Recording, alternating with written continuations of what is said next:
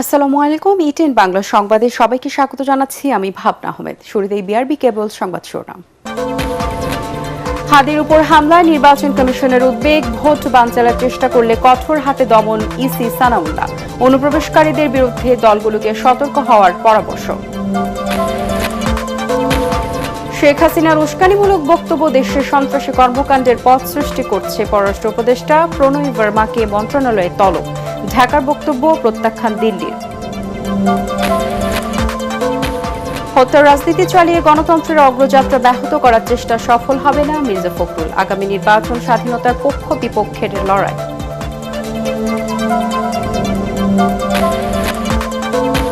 ভারতের নির্দেশে ৭১-এর শহীদ বুদ্ধিজীবীদের হত্যা করা হয়, দাবি জামায়াতে ইসলামীর। নির্বাচনের আগে দিল্লির ইন্ধনে জুলাই যোদ্ধাদের উপর আক্রমণ। এবং ওসমান হাদির মস্তিষ্কে রক্ত জমাট বেঁধে আছে, শারীরিক অবস্থা অপরিবর্তিত। সন্দেহভাজন ৩ জন আটক, মোটরসাইকেল মালিক ৩ দিনের রিমান্ডে। শুনছিলেন বিআরবি কেবল সংবাদ শিরোনাম। এবারে বিস্তারিত। তফসিল ঘোষণার পর ঢাকা ৮ আসনের সম্ভাব্য প্রার্থী শরীফ ওসমান হাদির উপর হামলার ঘটনায় উদ্বেগ জানিয়েছে নির্বাচন কমিশন। ইসির জরুরি বৈঠক শেষে কমিশনার আবুল ফজল সানাউল্লাহ বলেন, কেউ নির্বাচন বানচালের চেষ্টা করলে কঠোর হাতে দমন করা হবে। এদিকে নির্বাচনকে সামনে রেখে রাজনৈতিক দলগুলোর নেতাদের জন্য নিরাপত্তা প্রটোকল সরবরাহ করা হবে বলে জানিয়েছেন প্রধান উপদেষ্টার দপ্তর। বিস্তারিত জানাচ্ছেন একরামুল হক সায়েম। ত্রয়োদশ জাতীয় সংসদ নির্বাচন ও গণভোটের তফসিল ঘোষণার একদিন পর গুরুতর হামলার শিকার হন ইনকিলাব মঞ্চের মুখপাত্র ও ঢাকা ৮ আসনের সম্ভাব্য প্রার্থী শরীফ ওসমান হাদি। এই ঘটনাসহ আইনশৃঙ্খলার পরিস্থিতি ইস্যুতে বৈঠক করে নির্বাচন কমিশন। প্রধান নির্বাচন কমিশনার এএমএম নাসির উদ্দিনের সভাপতিত্বে বৈঠকে সার্বিক নিরাপত্তা পরিস্থিতি পর্যালোচনা করা হয়। বৈঠক শেষে সাংবাদিকদের সাথে কথা বলেন নির্বাচন কমিশনার আবুল ফজল মোহাম্মদ সানাউল্লাহ। একটা মেসেজ সকল বাহিনীর পক্ষ থেকে সমস্যারে এসছে, যারাই এই নির্বাচনকে বানচাল করার, প্রতিহত করার বা ক্ষতিগ্রস্ত করার কোনো চেষ্টা করবেন তারা ব্যর্থ হবেন, এবং যেখানে যতটুকু দৃঢ় হওয়া প্রয়োজন সকল বাহিনী ততটুকু দৃঢ় হবে। নির্বাচন কমিশনের পক্ষ থেকে মেসেজ ইজ ভেরি ক্লিয়ার। সাংবাদিকদের প্রশ্নের জবাবে তিনি বলেন, চোরাগোপ্তা হামলার আশঙ্কা উড়িয়ে দিচ্ছেন আইসি, তবে এই ধরনের ঘটনার পুনরাবৃত্তি ঠেকাতে কঠোর ব্যবস্থা নিচ্ছে কমিশন। চোরাগোপ্তা হামলার সম্ভাবনা আমরা এগুলোকে উড়িয়ে দিচ্ছি না, সামনেও যে এটা সম্ভাবনা নাই তাও বলছি না। তো আজকের মূল উদ্দেশ্য ছিল যাতে করে এই ধরনের হামলার ঘটনার পুনরাবৃত্তি না ঘটে, বা এগুলো যাতে কঠোর হস্তে দমন করা হয়। যদি ঘটার সে ধরনের ঘটনা ঘটে তারা যেন ধরা পড়ে। আইন শৃঙ্খলা রক্ষাকারী বাহিনী অ্যাক্টিভলি কাজ করছে মাঠ পর্যায়ে। চোরাগুপ্তা হামলার যে ঘটনাগুলো ইতিমধ্যে ঘটেছে সেগুলোর স্বরূপ নিরূপণ করা হচ্ছে। ভবিষ্যতে এগুলোকে প্রতিহত করার জন্য যথাযথ কার্যকরী ব্যবস্থা গ্রহণ করা হবে। ডেটারেন্স ক্রিয়েট করার জন্য অধিক সংখ্যায় চেকপয়েন্ট বসিয়ে সন্ত্রাসীদের কার্যক্রম লিমিট করা, তাদের চলাচল লিমিট করা। যেসব সন্ত্রাসীরা এখন বাইরে ঘুরে বেড়াচ্ছে তাদেরকে গ্রেপ্তার করা এবং আইনের আওতায় নিয়ে আসা। অবৈধ অস্ত্রসহ আপনার গোলাবারুদ যেগুলো আছে বাইরে, হারিয়ে যাওয়া অস্ত্র গোলাবারুদ যেগুলো আছে, যেটা আগেও বলেছে আজকে আবার পুনরাবৃত্তি করা হয়েছে, সেগুলোর ব্যাপারে অভিযান চালানো। আমাদেরকে আশ্বস্ত করা হয়েছে গতকালকে থেকে রেবেল হান্ট নামে যে অপারেশনটা প্রথমে হয়েছিল তার দ্বিতীয় ফেজ গতকালকে থেকে আবার শুরু হয়েছে। এ সময় নির্বাচন কমিশনার সানাউল্লাহ অনুপ্রবেশকারীদের বিরুদ্ধে রাজনৈতিক দলগুলোকে সতর্ক থাকার পরামর্শ দেন। যারা আমাদের পাশে এসে দাঁড়াচ্ছেন আমাদের বন্ধু সেজে, তাদের ব্যাপারে আমাদের সবাইকে সতর্ক হতে হবে। বিশেষ করে রাজনৈতিক দল ব্যক্তি যারা আছেন এখন মাঠে, কারণ এই ঘটনাটা আমাদের একটা চোখ খুলে দেয় যে অ্যাপারেন্টলি আমাদের সহযোগী সেজেই কিন্তু আমাদের ভিতরে নাশকতাকারীরা, অনুপ্রবেশকারীরা থাকতে পারে, এবং এদের হাত থেকে যদি একটা ঘরের ভিতরে কোনো ঘটনা ঘটিয়ে ফেলে, এই ধরনের ক্লোজ প্রক্সিমিটিতে ঘটনা ঘটিয়ে ফেলে, তারপরে হয়তো তার বিরুদ্ধে ব্যবস্থা নেওয়া যাবে, কিন্তু ক্ষতি তো যা হবার তা হয়ে যাবে। এদিকে নির্বাচন সামনে রেখে রাজনৈতিক দলগুলোর নেতাদের জন্য নিরাপত্তার প্রটোকল সরবরাহ করা হবে বলে জানিয়েছে প্রধান উপদেষ্টার দপ্তর। আগামী জাতীয় সংসদ নির্বাচন ও গণভোটকে সামনে রেখে এই ব্যবস্থা নেওয়া হচ্ছে বলে জানানো হয় এক বিবৃতিতে। নিরাপত্তার প্রটোকলে রাজনৈতিক নেতা ও সম্ভাব্য প্রার্থী তাদের বাসস্থান, কার্যালয়, চলাচল, জনসভা ও সাইবার স্পেসে নিরাপত্তা নিশ্চিত করতে সুস্পষ্ট নির্দেশনা দেয়া হবে। বিবৃতিতে আরও জানানো হয়, হাদির উপর হামলার ঘটনায় আরও কয়েকজন নজরদারিতে রয়েছে। প্রধান সন্দেহভাজন ব্যক্তি যাতে কোনোভাবেই সীমান্ত অতিক্রম করতে না পারে সেজন্য প্রয়োজনীয় ব্যবস্থা নেওয়া হচ্ছে বলেও জানায় প্রধান উপদেষ্টার প্রেস উইং। ইকরামুল হক সায়েম, এটিএন বাংলা, ঢাকা।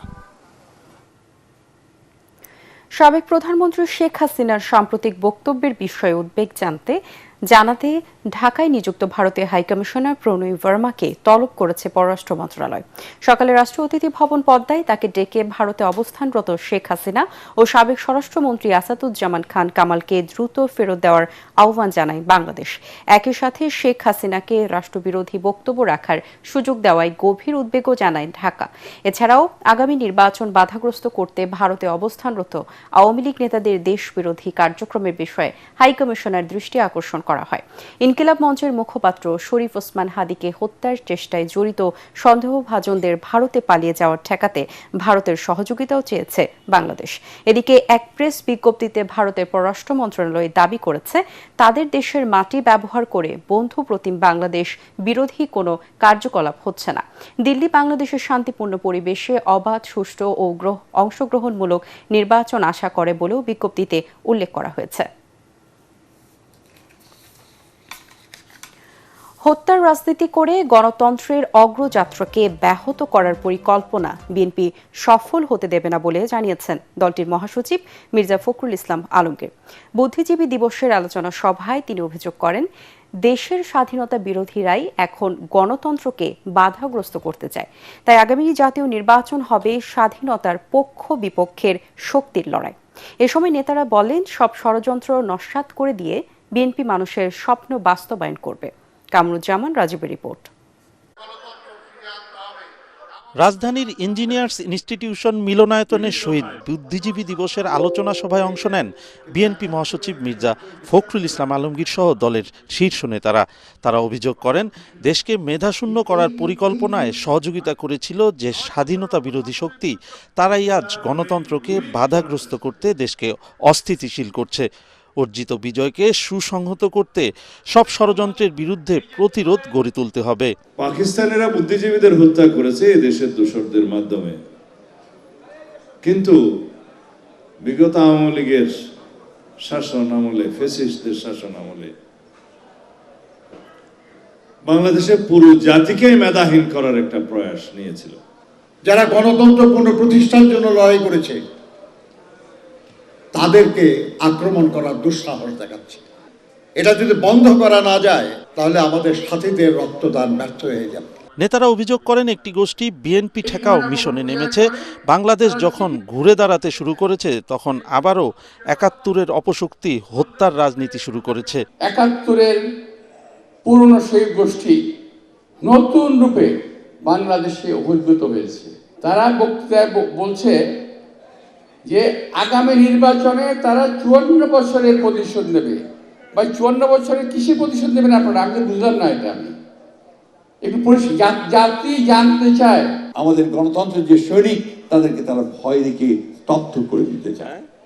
কিন্তু ইতিহাস বলে যে সেই ভয়ে বিএনপি কখনো দবে যায় না। আমরা জানি ১৯৭১ সালে কারা, কোন রাজনৈতিক শক্তি সেদিন আমাদের এই বুদ্ধিজীবীদেরকে হত্যা করেছিল।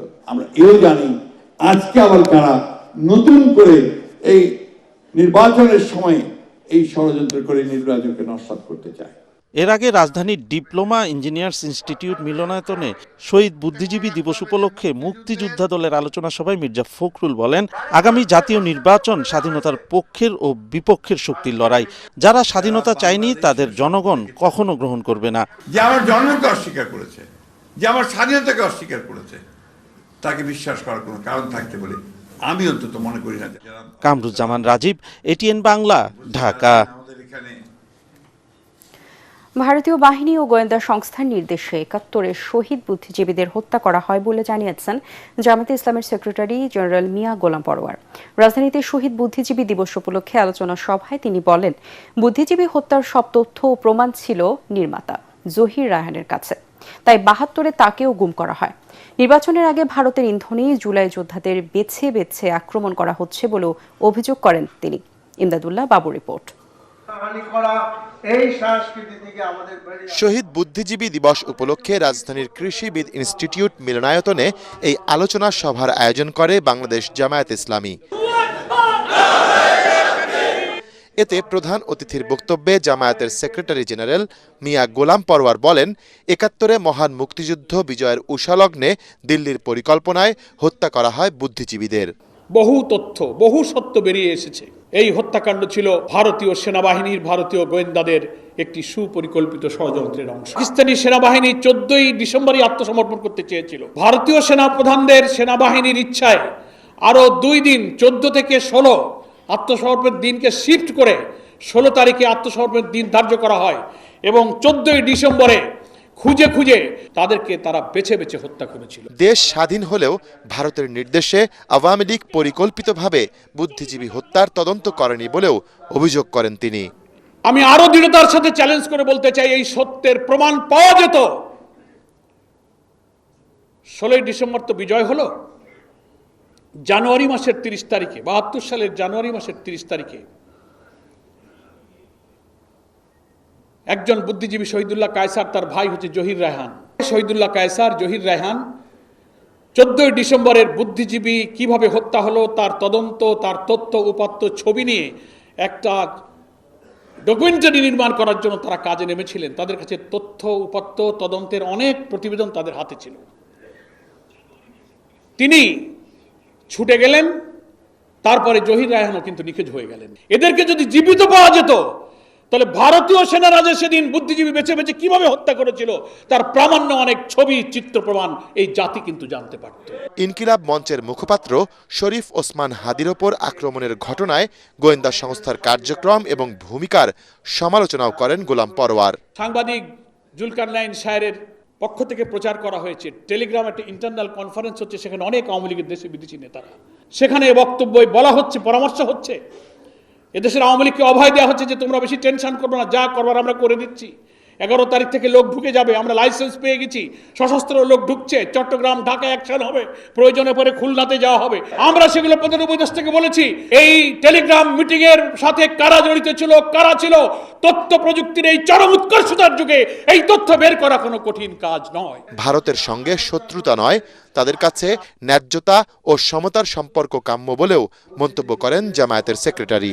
জাতীয় ঐক্য তৈরি করে জুলাইয়ের চেতনাটা আমরা ধরে রাখি। ইমদাদুল্লাহ বাবু, ATN বাংলা, ঢাকা। আজ শহীদ বুদ্ধিজীবী দিবস। ৭১-এর এই দিনে জাতির শ্রেষ্ঠ সন্তান, শিক্ষক, লেখক, সাংবাদিক, চিকিৎসক ও চিন্তাবিদদের নির্বিচারে হত্যা করে পাক হানাদার বাহিনী। দিবসটি উপলক্ষে সকালে মিরপুর শহীদ বুদ্ধিজীবী স্মৃতিসৌধে শ্রদ্ধা নিবেদন করেন রাষ্ট্রপতি মোহাম্মদ শাহাবুদ্দিন ও প্রধান উপদেষ্টা ডক্টর মোহাম্মদ ইউনূস। শ্রদ্ধা নিবেদন শেষে মুক্তিযুদ্ধ বিষয়ক উপদেষ্টা ফারুকী আজম বলেন, নতুন বাংলাদেশ গড়ে তোলাই হবে শহীদ বুদ্ধিজীবী দিবসের প্রত্যয়। বিস্তারিত ইয়াসিন রানার রিপোর্টার। 14 ডিসেম্বর জাতির ইতিহাসে এক গভীর বেদনা ও শোকের দিন। বিজয়ের ঠিক 2 দিন আগে জাতিকে মেধাশূন্য করতে চালানো হয় পরিকল্পিত হত্যাযজ্ঞ। জাতির সূর্য সন্তানদের হত্যা করে ফেলে রাখা হয় রায়ের বাজার ও মিরপুর বধ্যভূমি সহ বিভিন্ন স্থানে। জাতির এই মেধাবী সন্তানদের গভীর শ্রদ্ধা ও কৃতজ্ঞতায় স্মরণ করছে পুরো দেশ। দিবসটি উপলক্ষে সকাল 7টায় মিরপুর শহীদ বুদ্ধিজীবী স্মৃতিসৌধে শ্রদ্ধা নিবেদন করেন রাষ্ট্রপতি মোহাম্মদ শাহাবুদ্দিন। এ সময় কিছুক্ষণ নীরবে দাঁড়িয়ে থাকেন তিনি। এরপর সকাল 7:15 ফুল দিয়ে শহীদ বুদ্ধিজীবীদের প্রতি শ্রদ্ধা জানান প্রধান উপদেষ্টা ডক্টর মোহাম্মদ ইউনূস। কিছুক্ষণ নীরবে দাঁড়িয়ে থাকেন তিনি। এ সময় বিউগলে বেজে ওঠে করুণ সুর।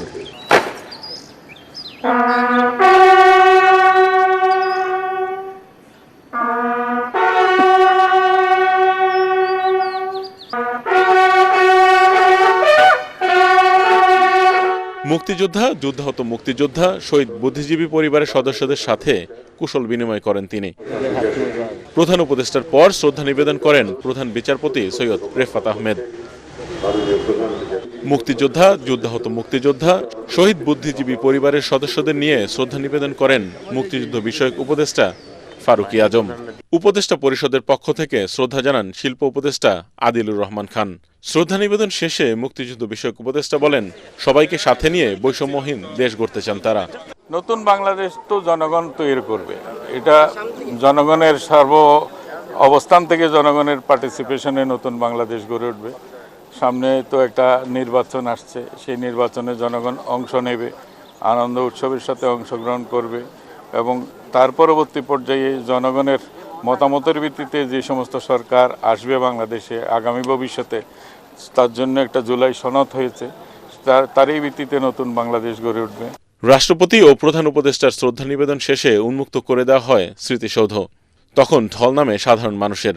বিভিন্ন শ্রেণী পেশার মানুষ, প্রতিষ্ঠান, স্কুল কলেজের শিক্ষার্থীরাও শ্রদ্ধা নিবেদন করতে আসেন।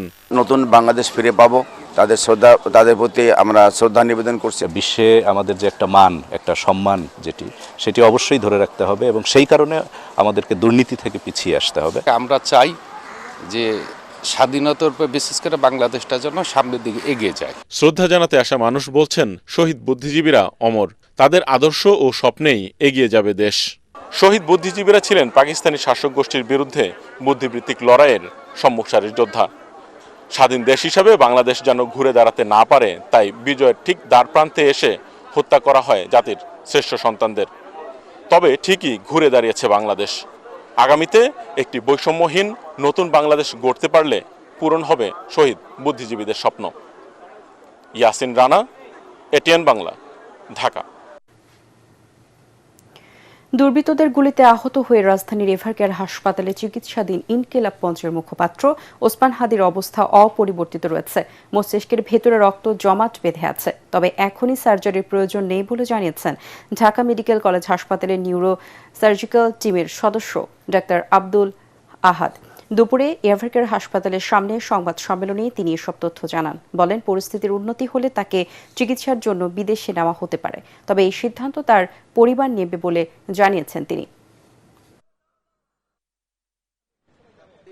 তার ব্রেনের যে কন্ডিশনটা সেটা অপরিবর্তিত রয়েছে এবং সেই পরিস্থিতিতে যে ব্রেনের স্টেমে যে ইনজুরিটা ছিল সেটা মারাত্মকভাবে ক্ষতিগ্রস্ত হয়েছে এবং ব্রেনে ইস্কেমিয়া আমরা দেখেছি যে অক্সিজেন স্বল্পতা যেটা আমরা লক্ষ্য করেছিলাম সেটা আরো প্রমিনেন্ট হয়েছে। নরএড্রেনাল ওষুধের সাপোর্টে সে লাইফ কন্টিনিউ করছে, তার হার্টবিটটা কন্টিনিউ করছে। এখনো নরেট চলছে, তবে প্রথমে শুরুতে যেরকম নরেট বেশি মাত্রায় পাচ্ছিল এখন সেটা কমিয়ে আসছে এবং অল্প পরিমাণ নরেটে সে রেসপন্স করছে।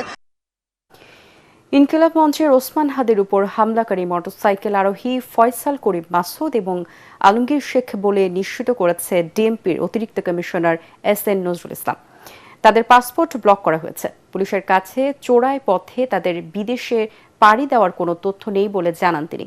নজরুল ইসলাম জানান, বিভিন্ন স্থানে অভিযান চালিয়ে মোটরসাইকেল মালিক সহ সন্দেহভাজন ৩ জনকে আটক করা হয়েছে। মোটরসাইকেল মালিককে ৩ দিনের রিমান্ড দিয়েছে আদালত। মনির হোসেন, তপুর রিপোর্ট। ঢাকা ৮ আসনের প্রার্থী ওসমান হাদির উপর দিনে দুপুরে হামলার ৪৮ ঘণ্টা পার হলেও প্রকৃত আসামিরা এখনও ধরাছোঁয়ার বাইরে। সামাজিক যোগাযোগ মাধ্যমে বলা হচ্ছে, মূল আসামিরা পার্শ্ববর্তী দেশে পালিয়ে গেছে। তবে এ বিষয়ে সুনির্দিষ্ট কোনো তথ্য নেই পুলিশের কাছে। ডিএমপি মিডিয়া সেন্টারে ব্রিফিংয়ে অতিরিক্ত কমিশনার এস.এন. নজরুল ইসলাম জানান, মোটরসাইকেল থেকে ফয়সাল করিম মাসুদ রিকশায় থাকা ওসমান হাদিকে গুলি করে বলে নিশ্চিত হওয়া গেছে। অভিযুক্ত ফয়সাল এবং আলমগীরের অবস্থান এখনও শনাক্ত করতে পারেনি পুলিশ। তবে সীমান্ত দিয়ে লোকজন পারাপারের সাথে জড়িত 2 জনকে শেরপুরের নালিতাবাড়ি থেকে হেফাজতে নিয়েছে পুলিশ। হামলায় ব্যবহৃত মোটরসাইকেলটির মালিক আব্দুল হান্নানকেও আটক করা হয়েছে। আপনারা তো জানেন যে হাদি হচ্ছে ইনকিলাব মঞ্চের অন্যতম একজন সংগঠক। এইটার যারা রাইভাল, যারা এটাকে পছন্দ করে নাই, যারা এটার প্রতিপক্ষ, তারাই তাকে টার্গেটেড একটা কিলিং করার জন্য এই হামলাটা করেছে। অপারেশনের দিনে যে মোটরসাইকেলটি ব্যবহৃত হয়েছিল এটা আমরা উদ্ধার করতে সক্ষম হয়েছি। আমাদের ইমিগ্রেশন ডাটাবেজ চেক করে এখন পর্যন্ত তাদের পালিয়ে যাওয়ার কোনো তথ্য পাওয়া যায়নি। এক প্রশ্নের জবাবে তিনি আরও বলেন, এককভাবে সবার নিরাপত্তা দেয়া সম্ভব না, তবে জুলাই যোদ্ধাদের মধ্যে যাদের উপর সবচেয়ে বেশি হুমকি রয়েছে তাদের নিরাপত্তায় বিশেষ ব্যবস্থা নেওয়া হবে। নির্বাচনকে কেন্দ্র করে দুষ্কৃতিকারীদের গ্রেফতারে ডেভিল হান্ট 2 অপারেশন শুরু হয়েছে বলেও জানান তিনি। জুলাই যোদ্ধা এক হাদি না, হাজারো লক্ষ জুলাই যোদ্ধা আছে। লক্ষ জুলাই যোদ্ধার ইন্ডিভিজুয়াল সিকিউরিটি নিশ্চিত করা প্রায় অসম্ভব। যাদেরকে আমরা এরকম খুব হাই থ্রেট মনে করতেছি তাদেরকে আমরা পার্সোনাল সিকিউরিটি দিব, আর ইন্ডিভিজুয়ালি এইভাবে সিকিউরিটি দেওয়া যাবে না। এটা ওভারঅল সিকিউরিটির সিস্টেমটাকে ডেভেলপ করে আমরা এই সিকিউরিটিটাকে আরো এনহ্যান্স করার চেষ্টা করতেছি। নির্বাচনে অংশ নেওয়া প্রার্থীদের নিরাপত্তা নিয়েও পরিকল্পনা রয়েছে ডিএমপির। মনির হোসেন তপু, এটিএন বাংলা, ঢাকা। ইনকিলাব মঞ্চের আহ্বায়ক ওসমান হাদির হামলাকারীদের ধরতে সরকার সর্বোচ্চ চেষ্টা করছে বলে জানিয়েছেন নতুন দায়িত্ব পাওয়া তথ্য ও সম্প্রচার উপদেষ্টা সৈয়দা রেজওয়ানা হাসান। সকালে নিজ দপ্তরে সাংবাদিকদের প্রশ্নের জবাবে তিনি বলেন, মানুষকে ভয় দেখাতে ও নির্বাচনের পরিবেশ ভীতিকর করতে এসব হামলা করা হচ্ছে, তবে নির্বাচন ঘোষিত সময়ে হবে। এদিকে নতুন এলজিআরডি উপদেষ্টা আদিলুর রহমান খান বলেন, ফ্যাসিবাদী শক্তিকে দমন করার পাশাপাশি জুলাই যোদ্ধাদের পাশে দাঁড়িয়ে জনগণের স্বার্থ রক্ষা করা হবে। আরও জানাচ্ছেন হুমান চিস্তি। গ্রেফতার হলো না এখনো পর্যন্ত, মানে তথ্য ও সম্প্রচার মন্ত্রণালয়ের কর্মকর্তাদের সাথে মতবিনিময়ের পর নতুন দায়িত্ব নেওয়া উপদেষ্টা সৈয়দা রেজওয়ানা হাসান সাংবাদিকদের সাথে কথা বলেন, মানুষকে ভয় দেখাতে ও নির্বাচনের ভিত দুর্বল করতে হামলা করা হচ্ছে। বিকৃত তথ্যের মাধ্যমে যেন কেউ নির্বাচনের পরিবেশ নষ্ট করতে না পারে সে বিষয়ে সচেতন থাকার আহ্বান জানান তিনি। জানান, ওসমান হাদির হামলাকারীদের ধরতে সর্বোচ্চ চেষ্টা চালাচ্ছে সরকার। যে ঘৃণ্য অপরাধটা হয়েছে সেই ঘৃণ্য অপরাধের অপরাধীকে খুঁজতে সরকার সর্বোচ্চ এবং সর্বাত্মক প্রচেষ্টা চালাচ্ছে। সরকার যত কঠোর অবস্থানে যাচ্ছে নির্বাচন নিয়ে, সরকার যত স্পষ্ট অবস্থানে যাচ্ছে নির্বাচন নিয়ে, ততই নির্বাচনের ব্যাপারে বা পরিবেশটা একটা ভীতিকর করে ফেলার জন্যই তো এই কাজগুলো করা হচ্ছে। আমরা স্পষ্ট বলতে চাই যে নির্বাচনের যে তারিখ ঘোষণা করা হয়েছে, নির্বাচন সেই তারিখই হবে। সম্প্রচার কমিশন, একটা হচ্ছে প্রেস কাউন্সিল, একটা হচ্ছে স্বাধীন গণমাধ্যম কমিশন, এই তিনটাকে প্রাধান্য দিয়ে কাজ করার চেষ্টা করব। ক্রীড়ানুরাগী হওয়ার পরও ওসমান হাদির ঘটনার পর নতুন দায়িত্ব আনন্দচিত্তে গ্রহণ করতে পারছেন না বলে মন্তব্য করেন নতুন দায়িত্ব নেওয়া যুব ও ক্রীড়া উপদেষ্টা আসিফ নজরুল। সময় সীমিত হলেও দুর্নীতি বিরোধী অভিযোগগুলোর বিরুদ্ধে কার্যকর পদক্ষেপ নেওয়া এবং স্থানীয় পর্যায়ে ক্রীড়া কার্যক্রমে গতি আনতে অগ্রাধিকার দেবেন বলে জানান তিনি। এদিকে জুলাই যোদ্ধাদের পাশে থাকার কথা জানান নতুন এলজিআরডি উপদেষ্টা আদিলুর রহমান খান। ফ্যাসিবাদী শক্তির যারা রেমনেন্টস দেশে আছে তাদের দমন করব, তাদের প্রতিহত করব। জুলাই অভ্যুত্থান, জুলাই বিপ্লবের যারা যোদ্ধা তাদের পাশে দাঁড়িয়ে এই সরকার বাংলাদেশের জনগণের স্বার্থ রক্ষা করবে। একটা হচ্ছে যদি কোনো রকম দুর্নীতি বা অনিয়ম বিরোধী কোনো পদক্ষেপ নেওয়ার স্কোপ থাকে তাহলে সেটা নিব। আর হচ্ছে ঢাকার বাইরে যে স্টেডিয়ামগুলো আছে, তারপর আপনার বিভিন্ন আমাদের মন্ত্রণালয়ের বিভিন্ন অফিস আছে, সেগুলিকে কিভাবে অ্যাক্টিভেট করা যায় সেটা চেষ্টা করব।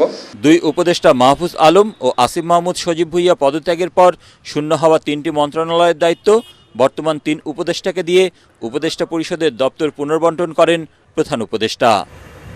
হুমায়ুন চিস্তি, এটিএন বাংলা, ঢাকা। এখন দেখবেন সালাম স্টিল ভোটার গাড়ি। দল বা প্রার্থীর নাম ভাঙিয়ে কেউ অপকর্ম করলে আইন শৃঙ্খলা রক্ষাকারী বাহিনীর হাতে তুলে দেওয়ার আহ্বান জানিয়েছেন মানিকগঞ্জ 1 আসনে বিএনপির মনোনীত প্রার্থী SA জিন্নাহ কবির। অন্যদিকে জামায়াত মনোনীত প্রার্থী ডাক্তার আবু বকর সিদ্দিক বলেন, প্রতীক দেখিয়ে ভোট টানার দিন শেষ, এবার ব্যালট বিপ্লবে বিজয়ী হবে তার দল। মানিকগঞ্জ প্রতিনিধি শহীদুল ইসলাম সুজনকে সাথে নিয়ে মিজান শাহজাহানের রিপোর্ট। শিবালয়, দৌলতপুর ও ঘিওর নিয়ে সংসদীয় আসন মানিকগঞ্জ 1 গঠিত। এই আসনের বিশাল অংশ জুড়ে পদ্মা ও যমুনা নদীর অবস্থান। জেলার অন্য 2টি আসনের মতো এই আসনেও পুরোদমে জমে উঠেছে প্রচারণা। সালাম স্টিল ভোটের গাড়ি নিয়ে আমরা ঘুরে ঘুরে দেখেছি বিএনপি, জামাত, এনসিপির প্রার্থী, কর্মী ও সমর্থকদের সরব প্রচারণা।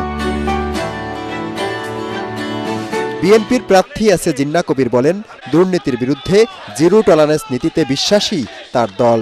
মানিকগঞ্জ জেলা বিএনপির নেতৃত্বে সকল ধর্মের মানুষ, সকল ধর্মের ভোটাররা আজকে ঐক্যবদ্ধ মানিকগঞ্জ জেলাকে একটি অসাম্প্রদায়িক জেলা হিসাবে এবং আগামীতে একটি সুখী সমৃদ্ধ জেলা হিসেবে গড়ে তোলার জন্য আমি অভিভূত যে আমার ভোটাররা আজকে কর্মী হয়ে গেছে। জয়ের ব্যাপারে শতভাগ আশাবাদী জামাতের প্রার্থী আবু বকর সিদ্দিক। যদি আমি নির্বাচিত হতে পারি, বাংলাদেশ জামাত ইসলাম ক্ষমতায় আসে, তাহলে আমরা যমুনার পাড় থেকে হরিরামপুর এবং আমাদের দৌলতপুর টোটাল এরিয়াটাকে আমরা স্থায়ী একটা বেড়িবাঁধের ব্যবস্থা করব এবং সেই বেড়িবাঁধ হবে সার্ট দিয়ে বিভিন্ন রেস্টুরেন্ট থাকবে, একটা পর্যটন নগরী হিসাবে গড়ে তুলব। ঢাকার পাশের জেলা হলেও শিল্প নগরী হয়ে উঠতে না পারার আক্ষেপ আছে মানিকগঞ্জবাসীর। যদিও জাতীয় পার্টি থেকে শুরু করে বিএনপি ও আওয়ামী লীগ আমলে মন্ত্রী, চিফ হুইপ পেয়েছেন এ জেলার বাসিন্দারা। নির্বাচনী প্রচার প্রচারণায় প্রার্থী, কর্মী ও তাদের সমর্থকরা যখন ব্যস্ত সময় পার করছেন, তখন এই ভোট নিয়ে আগ্রহ নেই সমাজের একটি অংশের। এসব মানুষ সমাজের সুবিধাবঞ্চিত, দিন এনে দিন খায়। তাদের বেশিরভাগেরই বসবাস এই মানিকগঞ্জের পদ্মা ও যমুনার চরাঞ্চলে। সচেতন মহল বলছেন, এসব সুবিধাবঞ্চিত মানুষদের নিয়ে ভাবার সময় এসেছে। মিজান শাহজাহান, এটিএন বাংলা, মানিকগঞ্জ।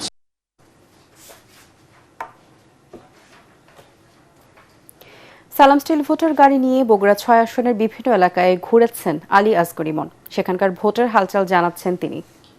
সালাম স্টিল ভোটার গাড়ি নিয়ে আমি এখন আছি বগুড়া 6 আসনে। এখানে মোট ভোটার সংখ্যা প্রায় 4.5 লাখ। 4.5 লাখের এই বিশাল আসনে বাংলাদেশ জাতীয়তাবাদী দল বিএনপি, বাংলাদেশ জামাতে ইসলামী, এনসিপি এবং আরও 2-3টি পার্টির হেভিওয়েট প্রার্থীরা রয়েছে। এখানকার সাধারণ ভোটাররা কি ভাবছে, নির্বাচনের আয়োজন কেমন দেখছেন? নির্বাচনের আয়োজন আল্লাহর রহমতে ভালো দেখছি। তাই আমরা চাই যাতে সুষ্ঠু নির্বাচনটা হয়, শান্তিতে আমরা যাতে বসবাস করতে পারি আর যাতে কোনো গণ্ডগোল ফাসাদ না হয়, এটাই আমাদের আকুল আবেদন। সুন্দর পরিবেশে নির্বাচনটা যেন হয়, আমরা যাতে ভোট দিতে পারি সবাই। আমরা চাচ্ছি যে সরকার ভালোভাবে আসে পরিচালনা করবে দেশটা, তাতে আমরা শান্তি পাবো, আমরা দেশের লোকজন শান্তিতে বসবাস করব, এই আমাকে। সালাম স্টিল ভোটার গাড়ি নিয়ে আছি বগুড়া 6 আসনে। যে কোনো সময় পৌঁছে যাব আপনার শহরে, আমাদের সাথেই থাকুন। শহীদ বুদ্ধিজীবীদের প্রতি শ্রদ্ধা জানাতে মিরপুরের স্মৃতিসৌধে আসেন বিভিন্ন রাজনৈতিক দল ও সামাজিক সাংস্কৃতিক সংগঠনের নেতারা। শহীদ বেদিতে পুষ্পস্তবক অর্পণের মধ্য দিয়ে জাতির সূর্য সন্তানদের শ্রদ্ধার সাথে স্মরণ করেন সবাই। তাদের প্রত্যাশা, দেশের জন্য শহীদদের ত্যাগ বৃথা যেতে দেওয়া হবে না। বাঙালির ইতিহাস, ঐতিহ্য সম্পর্কে জানতে নতুন প্রজন্মের অনেকেই আসেন স্মৃতিসৌধে। তরিক ইসলামের রিপোর্ট। মিরপুরের শহীদ বুদ্ধিজীবী স্মৃতিসৌধে রাষ্ট্রপতি ও প্রধান উপদেষ্টার শ্রদ্ধা নিবেদনের পর ঢল নামে বিভিন্ন সামাজিক, সাংস্কৃতিক ও রাজনৈতিক দলের নেতাকর্মীদের। শ্রদ্ধা জানাতে আসেন বিভিন্ন পেশাজীবী সংগঠন সহ সর্বস্তরের মানুষ। লাল সবুজের পতাকা হাতে অনেকেই আবার আসেন নতুন প্রজন্মকে সাথে নিয়ে। শহীদদের শ্রদ্ধা জানাতে এসেছি। এখানে এসে তোমার কেমন লাগছে? ভালো লাগছে। বুদ্ধিজীবীরা তো আমাদের দেশের সর্বশ্রেষ্ঠ সন্তান, তো এদের একটু ইতিহাস জানানোর জন্য এদের নিয়ে আসা। দেশ স্বাধীন করার জন্য অনেক মানুষ প্রাণ দিয়েছে, তাদের শ্রদ্ধা জানাতে আসছে। এ সময় ইতিহাস বিকৃতির দায়ে ক্ষোভ জানায় শ্রদ্ধা জানাতে আসা বিভিন্ন সামাজিক ও সাংস্কৃতিক সংগঠন সহ সাধারণ মানুষ। যেই চেতনা নিয়ে আমাদের বুদ্ধিজীবীরা আত্মোৎসর্গ করেছে এবং লাখো শহীদ তাদের জীবন দিয়েছে, সেই চেতনা এখনো পর্যন্ত বাস্তবায়িত হয় নাই। স্বাধীনতার উষালগ্নে দাঁড়িয়ে যে ষড়যন্ত্র চলছে, আমরা এই ষড়যন্ত্রকে মোকাবেলা করবো ইনশাআল্লাহ। একাত্তরের চেতনা যে মহিমা যেটা আছে সেটা যাতে নাকি ম্লান না হয়। স্বাধীনতা 54 বছর পরেও কাঙ্ক্ষিত প্রত্যাশা পূরণ না হওয়ায় ক্ষোভ জানান রাজনৈতিক দলের নেতারা। বর্তমান সরকারও বিভাজনতন্ত্রকেই আঁকড়ে ধরে জাতিকে দুটি ভাগে ভাগ করে একটি দুর্বল জাতিসত্তার দিকে দেশকে নিয়ে যাচ্ছে। অন্যতম ছিল মানুষের সকল মৌলিক অধিকার পূরণ হবে, অন্যতম ছিল এটা একটা অসাম্প্রদায়িক বৈষম্যহীন বাংলাদেশ হবে, সেটা তো এখনো পর্যন্ত অর্জিত হয়নি। শ্রদ্ধা নিবেদন শেষে বিএনপির মহাসচিব মির্জা ফখরুল ইসলাম আলমগীর ও জাতীয় নাগরিক পার্টি এনসিপির আহ্বায়ক নাহিদ ইসলাম বলেন, নতুন বাংলাদেশ গড়ার যে অগ্রযাত্রা শুরু হয়েছে তা অব্যাহত থাকবে। আমরা যে কোনো মূল্যেই বাংলাদেশের স্বাধীনতা, সার্বভৌমত্বকে অক্ষুণ্ণ রাখবো, গণতান্ত্রিক অগ্রযাত্রাকে অক্ষুণ্ণ রাখবো, সমস্ত চক্রান্তকে ব্যর্থ করে দিয়ে বাংলাদেশকে নতুনভাবে আমরা গড়ে তুলব ইনশাআল্লাহ। বাংলাদেশ বারবার দাসত্বের মুখে পড়েছে এবং সেই ফ্যাসিবাদ এবং দাসত্বের বিরুদ্ধেই 24-এর গণবিপ্লব সাধিত হয়েছিল। আমরা চাই 71-এর সেই চেতনাকে ধারণ করেই 24-এর অভ্যুত্থানের মধ্যে দিয়ে যেই নতুন স্বপ্ন তৈরি হয়েছে, সেটাকে বাস্তবায়ন করতে। দিবসটি উপলক্ষে রায়েরবাজার বদ্ধভূমিতে শ্রদ্ধা জানাতে আসেন বিভিন্ন রাজনৈতিক দলসহ সর্বস্তরের মানুষ। উদয়ের পথে শুনিকার বাণী, ভয় নাই ওরে ভয় নাই, নিঃশ্বাসে প্রাণ যে করিবে দান, ক্ষয় নাই তার ক্ষয় নাই। 1971 সালের মহান স্বাধীনতা যুদ্ধে বাঙালির বিজয় যখন দ্বার প্রান্তে, ঠিক তখনই পাকিস্তান হানাদার বাহিনী বেছে বেছে খুন করে জাতির মেধাবী সন্তানদের। তাই তো স্বাধীনতার 54 বছর পর বাঙালি সেই সূর্য সন্তানদের শ্রদ্ধা জানাতে এসে সাধারণ মানুষের প্রশ্ন যে শহীদদের রক্তত্যাগে অর্জিত স্বাধীনতা, সেই স্বাধীনতার সুফল কতটুকুই বা পেলাম? তরিক ইসলাম, এটিএন বাংলা, মিরপুর শহীদ বুদ্ধিজীবী স্মৃতিসৌধ, ঢাকা। আবারও সালাম স্টিল ভোটার গাড়ির খবর। জমে উঠেছে নারায়ণগঞ্জ সদর আসনের নির্বাচনী প্রচারণা। সেখানে প্রতিদ্বন্দ্বিতা করছেন বিএনপি, জামায়াত ইসলামী ও জাতীয় নাগরিক পার্টি এনসিপির প্রার্থীরা। তাদের মধ্যে কেউ প্রতিশ্রুতি দিচ্ছেন নগর উন্নয়নের, আবার কেউ বলছেন সবার সহযোগিতায় গড়া হবে নতুন নারায়ণগঞ্জ। রিপোর্ট ঐশী গোস্বামী প্রমার। নারায়ণগঞ্জের চাষারা, রেলগেট, ফতুল্লা সহ পুরো সদরেই বইছে নির্বাচনের আমেজ। নির্বাচন কমিশনের নিষেধাজ্ঞা থাকায় পোস্টারের দেখা মেলেনি, তবে প্রচারণা চলছে পুরোদমে। সালাম স্টিল ভোটার গাড়ি নিয়ে আমরা ঘুরে দেখেছি বিএনপি, জামাত, এনসিপির প্রার্থী, কর্মী ও সমর্থকদের সরব প্রচারণা। নারায়ণগঞ্জবাসীরা জানান, জেলাকে মাদক সন্ত্রাসমুক্ত রাখবে এমন প্রার্থীকেই ভোট দেবেন তারা। প্রার্থীদের কাছে আশা থাকবে নারায়ণগঞ্জ বিনির্মাণে সকলের একসাথে সহযোগিতা কামনা করি। আমরা প্রত্যাশা করতেছি অনেক কিছু, যে ভালো করতে পারবো দেশে ভালো। বিএনপির প্রার্থী মাসুদুজ্জামান মাসুদ বলেন, নগরের উন্নয়নে সঠিক প্রার্থীকেই ভোট দেবে জনগণ। আমি নারায়ণগঞ্জটাকে ভালো বুঝি এবং আমার নারায়ণগঞ্জের মানুষ আমাকে বোঝে। আমি মনে করি আমাকে পজিটিভলি নিয়েছে। অন্যদিকে ইসলামের আইনেই দেশের পরিপূর্ণ উন্নয়ন সম্ভব বলে মনে করছেন জামাতে ইসলামের প্রার্থী মাওলানা মঈনুদ্দিন আহমেদ। যদি দেশে আল্লাহর আইন থাকে, সৎ লোকের শাসন থাকে, তাহলে দেশে সরকারি যে বরাদ্দ যেটা থাকে যেই কাজের জন্য, সেই বরাদ্দের টাকাটা ওই কাজে খরচ হয়, তাহলে অটোমেটিক্যালি দেশের সব ক্ষেত্রে উন্নয়ন হবে। আর এনসিপি মনোনীত প্রার্থী আহমেদুর রহমান তনু বলেন, সকলের সহযোগিতায় তরুণরাই পারবে জেলার উন্নয়ন করতে। বাস্তবিক অবস্থা হচ্ছে সকলের হাত ধরে আসলে সামনের দিকে এগিয়ে যাওয়া। সেই জায়গা থেকে মানসিকভাবে আমি প্রস্তুত যে আমি আসলে পারবো। ক্ষমতা পেলে জনগণকে সাথে নিয়েই জেলার উন্নয়নে কাজ করবেন, এমনটাই বলছেন প্রার্থীরা। Oishi Goswami প্রমা, ATN Bangla.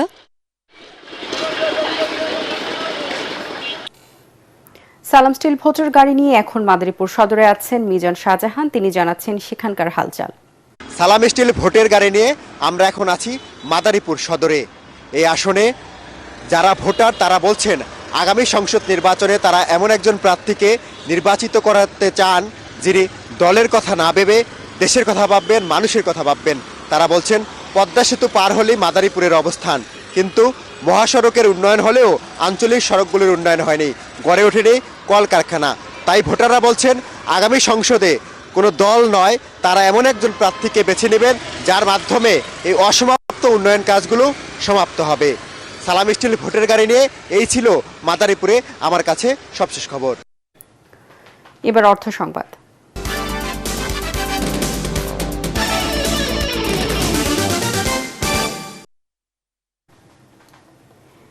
American international university Bangladesh AIUBর 23তম সমাবর্তন বিশ্ববিদ্যালয়ের স্থায়ী ক্যাম্পাসে অনুষ্ঠিত হয়েছে।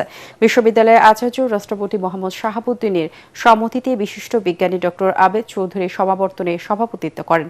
পরে তিনি গ্র্যাজুয়েটদের মাঝে সনদপত্র বিতরণ করেন। বিশেষ অতিথি ছিলেন বিশ্ববিদ্যালয় মঞ্জুরি কমিশনের সদস্য প্রফেসর ডক্টর মোহাম্মদ আনোয়ার হোসেন। অনুষ্ঠানে বক্তব্য রাখেন AIUBর বোর্ড অফ ট্রাস্টিজের চেয়ারম্যান ও প্রতিষ্ঠাতা সদস্য নাদিয়া আনোয়ার। AIUBর উপাচার্য প্রফেসর ডক্টর সাইফুল ইসলাম এবং উপ উপাচার্য প্রফেসর ডক্টর মোহাম্মদ আব্দুর রহমান। এবারের সমাবর্তনে বিভিন্ন অনুষদের মোট 1766 জন শিক্ষার্থীকে স্নাতক ও স্নাতকোত্তর ডিগ্রি দেওয়া হয়। এবারের সমাবর্তনে কৃতিত্বপূর্ণ ফলাফলের জন্য চ্যান্সেলর স্বর্ণপদক পেয়েছেন 3 জন, সুম্মা কাম লাউড পেয়েছেন 43 জন, ম্যাগনা কাম লাউড পেয়েছেন 74 জন, কাম লাউড পেয়েছেন 26 জন, ডাক্তার আনোয়ারুল আবেদিন লিডারশিপ পদক পেয়েছেন 19 জন এবং ভাইস চ্যান্সেলর পদক পেয়েছেন 21 জন। এবার জানিয়ে দিব খেলার খবর।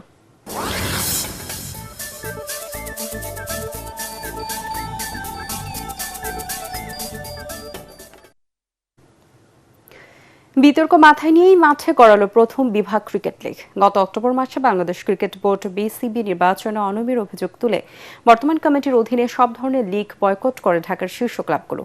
বেশ কয়েকবার আলোচনা করেও তাদের সাড়া পায়নি বিসিবি। তাই প্রথম বিভাগ ক্রিকেট লিগে 20টির মধ্যে 8টি ক্লাবকে বাদ দিয়েই শুরু হলো প্রথম বিভাগ ক্রিকেট লীগ। সকালে মিরপুর শেরেবাংলা স্টেডিয়ামে লীগের উদ্বোধন করেন সিসিডিএম চেয়ারম্যান আদনান রহমান দীপন ও বিসিবির ক্রিকেট অপারেশনসের chairman Nazmul Abedin Fahim. Old DOHS এবং বাংলাদেশ পুলিশের মধ্যকার খেলা নিয়ে লীগের উদ্বোধন হলেও 5 ম্যাচের 3টি খেলা হয়নি প্রথম দিনে।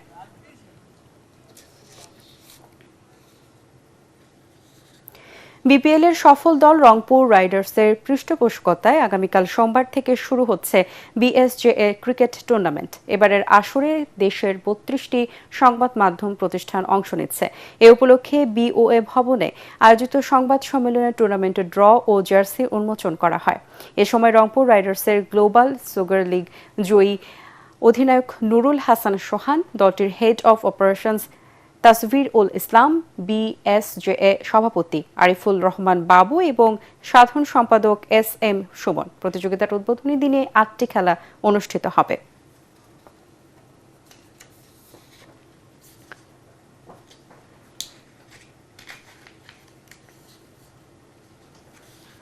শেষ করার আগে বিআরবি কেবল সংবাদ শিরোনামগুলো জানিয়ে দিব আরো একবার। হাদির উপর হামলায় নির্বাচন কমিশনের উদ্বেগ, ভোট বানচালের চেষ্টা করলে কঠোর হাতে দমন ইসি সানাউল্লাহ। অনুপ্রবেশকারীদের বিরুদ্ধে দলগুলোকে সতর্ক হওয়ার পরামর্শ। শেখ হাসিনার উস্কানিমূলক বক্তব্য দেশের সন্ত্রাসী কর্মকাণ্ডের পথ সৃষ্টি করছে। পররাষ্ট্র উপদেষ্টা প্রণয় বর্মাকে মন্ত্রণালয়ে তলব। ঢাকার বক্তব্য প্রত্যাখ্যান দিল্লির। হত্যার রাজনীতি চালিয়ে গণতন্ত্রের অগ্রযাত্রা ব্যাহত করার চেষ্টা সফল হবে না মির্জা ফখরুল। আগামী নির্বাচন স্বাধীনতার পক্ষ বিপক্ষের লড়াই।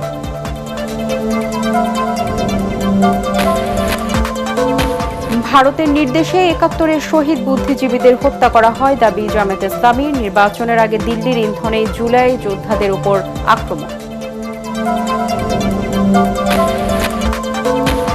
এবং ওসমান হাদির মস্তিষ্কে রক্ত জমাট বেঁধে আছে, শারীরিক অবস্থা অপরিবর্তিত। সন্দেহভাজন 3 জন আটক, মোটরসাইকেল মালিক 3 দিনের রিমান্ডে। পরবর্তী সংবাদ দেখার আমন্ত্রণ জানিয়ে এখনকার মতো শেষ করছি ATN বাংলার সংবাদ। ইউটিউবে দেখতে ব্রাউজ করুন youtube/ATN বাংলা নিউজ। ধন্যবাদ সবাইকে।